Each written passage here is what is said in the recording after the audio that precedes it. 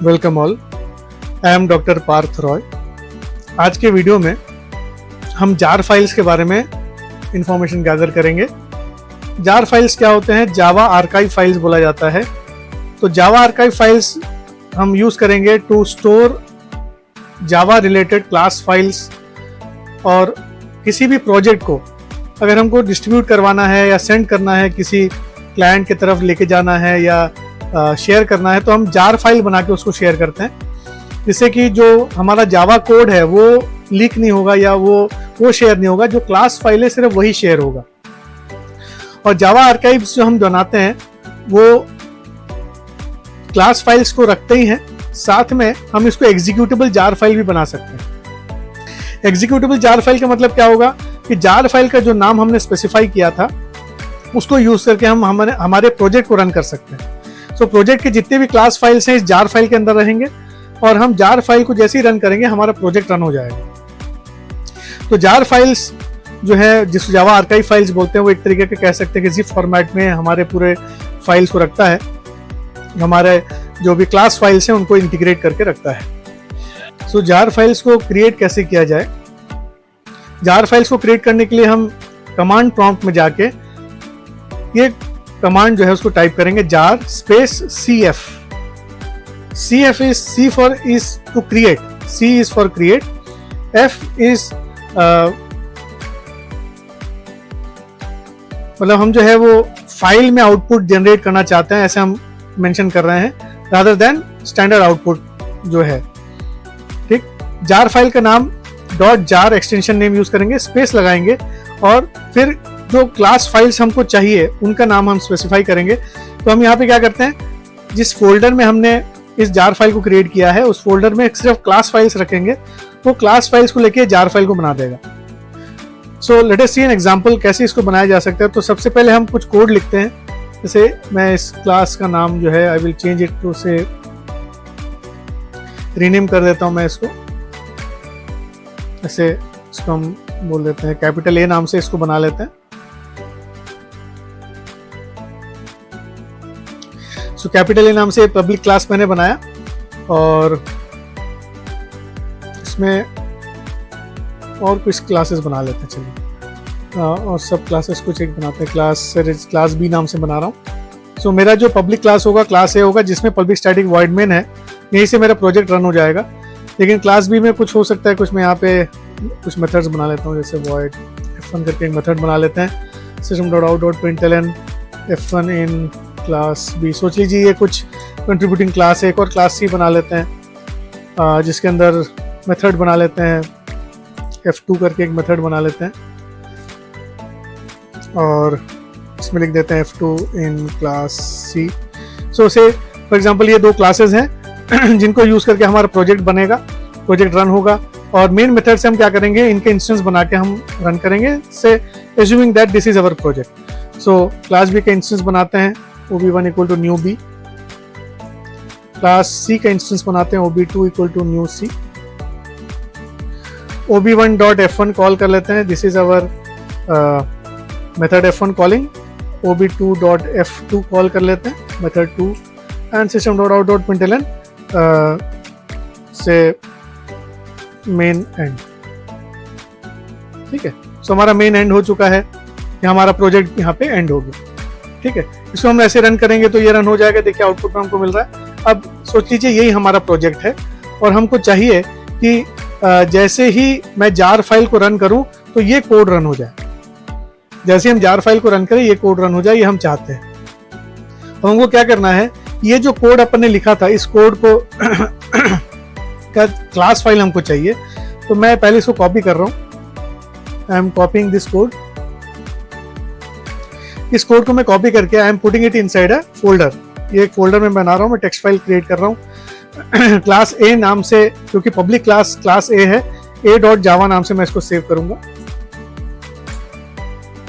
अब देखिए जो कोड था मैंने यहीं पे सेव कर दिया, कंट्रोल एस कर दिया मैंने। ठीक, अभी a.java नाम से सेव हो चुका है। अब हम क्या करेंगे, अब ये जो जावा फाइल है इसको कंपाइल करेंगे। हम cmd में जाएंगे, cmd गए, कमांड प्रॉम्प्ट में गए, जावा सी स्पेस a.java। जैसे ही मैं जावा सी करूंगा जितने भी क्लास फाइल्स हैं इसके अंदर वो सब बन जाएंगे। यहाँ पे देखिए ए डॉट क्लास बन गया, बी डॉट क्लास बन गया और सी डॉट क्लास बन गया। अब ये हमको क्लास फाइल सिर्फ चाहिए, हमको जावा फाइल नहीं चाहिए, क्योंकि जावा फाइल मतलब सोर्स कोड फाइल है। सोर्स कोड फाइल थोड़ी ना हम अपने क्लाइंट को देंगे, क्लाइंट को हम क्या देंगे, एग्जीक्यूटेबल फाइल्स देते हैं दैट कैन बी एग्जीक्यूटेड। ठीक है, सो अभी मैं इसको क्लोज कर देता हूँ। अभी हमको सिर्फ क्लास फाइल्स चाहिए। सो यहाँ पे मैं क्रिएट ए न्यू फोल्डर से मेरा प्रोजेक्ट फोल्डर है ये। इस प्रोजेक्ट फोल्डर को जो है इसमें हम सिर्फ क्लास फाइल्स को रखेंगे। तो I am only copying the class files. मैं इसको यहाँ पे पेस्ट कर देता हूँ। So I have only class files here. अब इन क्लास फाइल्स में से हमको पता है कि ए डॉट क्लास फाइल जो है वो ए डॉट क्लास फाइल जो है वो मेन प्रोजेक्ट फाइल है जो रन होना चाहिए, जो बी डॉट क्लास और सी डॉट क्लास को रन करेगा। ठीक, सो हम जब जार फाइल बनाएंगे तो उसमें हमको कुछ सेटिंग्स करनी पड़ेगी। तो सबसे पहले हम जार फाइल बनाते हैं। जार फाइल बनाते वक्त हम जो है ये ऑप्शन यूज करेंगे। अच्छा, यहाँ पे जार फाइल बनते वक्त हम जो है इसको एग्जीक्यूटेबल जार फाइल भी बना सकते हैं। अभी फिलहाल अगर मैं सोच लीजिए, अगर मैं इसको जार फाइल बना देता हूँ। जार फाइल कैसे बनेगा, जार CF, जार फाइल का नाम एस्ट्रिक्स डॉट क्लास, इसको यूज कर लेते हैं। तो फोल्डर पे जाते हैं। फोल्डर पे जाने के बाद कमांड प्रॉम्प्ट ओपन करेंगे। CMD टाइप कर रहा हूँ मैं, इसी तरह कमांड प्रॉम्प्ट। हमारा प्रोजेक्ट फोल्डर है, इसमें हमको लिखना है, देखिए कोड यहाँ पे ऑब्जर्व करें क्या लिखना है, जार स्पेस CF। तो let us right jar space CF, jar space CF लिखेंगे। ठीक, जार फाइल क्रिएट हो रहा है। ठीक, ये कोड देखते जाइए, यहाँ पे सिंटैक्स को ऑब्जर्व करते जाएं। जार फाइल का नाम, जैसे जार फाइल का नाम हो गया जैसे माई जार डॉट, एक्सटेंशन नेम रहेगा जार, एक्सटेंशन नेम रहेगा जार। और हमको चाहिए कौन से क्लास फाइल्स हमको रखना है, इसमें जितने भी क्लास फाइल्स हैं सबको रखना है। ठीक है, सो जितने भी क्लास फाइल्स हैं इसमें मैं पहले dir कमांड से दिखा देता हूँ कितने क्लास फाइल्स इसमें है। इसको मैं थोड़ा सा साइड कर देता हूँ। सो यहाँ पे जो क्लास फाइल्स हैं ये देखिए A dot class, B dot class और सी डॉट क्लास है, सभी क्लास फाइल्स हैं। इनको मुझे चाहिए जार फाइल में। तो I will write the command jar jar CF space my, जैसे या प्रोजेक्ट 1 करके लिखते हैं, project 1 dot jar, project 1 dot jar. उसके बाद लिखना पड़ेगा कि कौन से फाइल्स हमको जार में चाहिए। तो asterisk dot class, asterisk dot class. ठीक, तो ये लिखते ही आप ऑब्जर्व करें, dir कमांड से ऑब्जर्व करके देख सकते हैं कि प्रोजेक्ट 1 डॉट जार नाम से ये जार फाइल बन चुका है। सो जार फाइल हमारा क्रिएट हो चुका है। ये जार फाइल हम यूज कर सकते हैं to observe this class files. जो भी क्लास फाइल्स हमने बनाया सब जार फाइल में आ चुका है, कंप्रेस्ड फॉर्मेट में आया हुआ। ठीक है, और इस जार फाइल को अगर एक्सट्रैक्ट करना चाहते हैं तो हम यूज कर सकते हैं जार स्पेस XF। एक्सट्रैक्ट कर रहे हैं जार फाइल डॉट जार, और जहां भी XF करेंगे वहां पे ये पूरे जार जो क्लास फाइल से वो एक्सट्रैक्ट हो जाएंगे। तो जार फाइल को मैं यहाँ पे जैसे एक और फोल्डर बना लेता हूँ, जैसे प्रोजेक्ट 2 करके बना लेते हैं, या माई फोल्डर करके मैं बना लेता हूँ। अब इस माई फोल्डर में मैं इस जार फाइल को कॉपी कर लेता हूँ, पेस्ट कर रहा है। अब इस जार फाइल को यूज करके मैं एक्सट्रैक्शन कर सकता हूँ। सो उसके लिए मुझे कमांड प्रॉम्प्ट में जाना पड़ेगा, CMD यूज करेंगे। अभी प्रोजेक्ट फाइल को मैं यहाँ पे एक्सट्रैक्ट कर सकता हूँ। उसके लिए मुझे क्या लिखना पड़ेगा, जार XF लिखना पड़ेगा to extract the jar file. So jar, इसमें आप देखिएगा dir से अभी यहाँ पे सिर्फ जार फाइल है, क्लास फाइल्स नहीं है। तो jar XF project 1 dot jar. ठीक, जैसे हम लिखेंगे प्रोजेक्ट 1 डॉट जार तो आप ऑब्जर्व करें यहाँ पे dir कमांड से आप देखिएगा तो क्लास फाइल्स थे यहाँ पे हमको मिल गए। तो जैसे हम जिप करते हैं ये अनजिप का भी काम करेगा, जिप और अनजिप दोनों काम कर रहा है ये। ठीक है, तो माई फोल्डर में अब ऑब्जर्व करें ये जार फाइल अनजिप हुआ है। साथ में एक चीज ऑब्जर्व करेंगे, मेटा INF करके भी एक फाइल बना है। देखिए मेटा INF करके फाइल बन गई। ये मैनिफेस्ट फाइल इसके अंदर रखता है। मैनिफेस्ट जो मेटा INF फोल्डर है, इसके अंदर ये मैनिफेस्ट करके फाइल है, इसके अंदर हम कोड लिख सकते हैं to create an executable jar file. ठीक, सो अभी जार फाइल जब बना था उसमें मेटा INF करके एक एक्स्ट्रा फोल्डर बना है, बाकी क्लास फाइल्स तो उसमें रहे थे, तो ये एक्सट्रैक्ट होकर हमको यहाँ पे मिल चुका है। ठीक, अब नेक्स्ट हमको क्या करना है कि ये एक्सट्रैक्शन हम बनाना और एक्सट्रैक्शन करना तो सीख गए, अब हमको रनिंग करना है, मतलब हमको चाहिए कि हमारा jar file executable jar file बन जाए। एग्जीक्यूटेबल जार फाइल बनाने के लिए हमको क्या करना पड़ेगा, जो मैनिफेस्ट फाइल है, आप यहाँ पे ऑब्जर्व करें, ये जो मैनिफेस्ट फाइल है मेटा INF के अंदर में जो मैनिफेस्ट फाइल है, इसको हमको एडिट करना पड़ेगा। क्या एडिट करना है, हमको ये करना है कि जार फाइल फिर से बनाना पड़ेगा। पहले हम इसको मैनिफेस्ट फाइल को हम लोग जो है चेंज करते हैं, तो इसमें हम क्या लिखेंगे, जार CFM मतलब हमारा मैनिफेस्ट फाइल के साथ क्रिएट कर रहे हैं हम लोग जार फाइल को, C for creating the jar file. ठीक है, और jar file dot jar manifest dot MF या TXT जो भी फाइल एक्सटेंशन नेम है उसको लेंगे, और स्टार डॉट क्लास। इससे क्या होगा, सभी क्लास फाइल्स इसमें आ जाएंगे, लेकिन मैनिफेस्ट डॉट TXT हमको बताना क्या पड़ेगा, हमको लिखना पड़ेगा main class, main hyphen class, इसमें N कैपिटल और C कैपिटल रहेगा, कोलन बनाना है, स्पेस लिखना है, और class name dash class name containing the main method हमको यहाँ पे स्पेसिफाई करना है। और ये मैनिफेस्ट फाइल को हमको जो है साथ में जार फाइल के साथ हमको स्पेसिफाई करना पड़ेगा। तो CFM यूज करेंगे to create the jar file. तो लेट अस सी, यहाँ पे मैं इसको जो है एग्जीक्यूटिव जार फाइल बना रहा हूँ। अभी जार फाइल, ये जो जार है इसको मैं डिलीट कर देता हूँ। ये जो क्लास फाइल्स है इनको यूज करके हमको जार फाइल बनाना है, तो यहाँ पे हम जार फाइल क्रिएट करेंगे, मैनिफेस्ट फाइल क्रिएट कर लेंगे।